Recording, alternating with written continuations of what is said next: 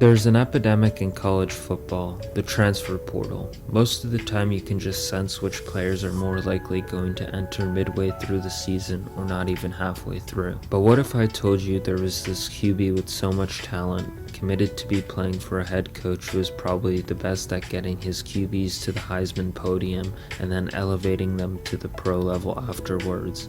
This is the story of Malachi Nelson. Malachi Nelson grew up in Los Alamitos, California, and earned his first college scholarship as an 8th grader. Oklahoma commit would have a coming out party during his junior season, throwing for 2,690 yards and 39 touchdowns while leading Los Alamitos to a 9-2 record. Even better news was that he would be playing in his own backyard as Lincoln Riley left Oklahoma for USC, and Malachi would follow. Malachi would enroll at USC in January of 2023 alongside his high school running mate Makai Lemon, hopefully forming a dynamic tandem for years to come in the Cardinal and Gold. It was expected that Malachi would sit behind star QB Caleb Williams, which he ended up doing, utilizing a red shirt as he was still recovering from shoulder surgery from an injury that happened in high school. He was set on returning to USC for his sophomore season, but he ended up transferring in December, igniting a certain theme to Malachi's collegiate career. He would settle on Mountain West School Boise State, where he ultimately never came close to winning the starting job and was awarded the second string role, receiving minimal action throughout the season. At the conclusion of the 2024 season, he would enter the transfer portal again and drop down a level to Conference USA school UTEP. There he would win the starting QB job, where he would start the first 5 games before getting benched because of turnover issues. He would end the season with 8 touchdowns and 9 interceptions and a fumble, owning a 21 QBR rating. For his 4th school in 4 years, Nelson transferred to Syracuse, where he will back up Steve Angeli and most likely compete for the job as a 5th-year player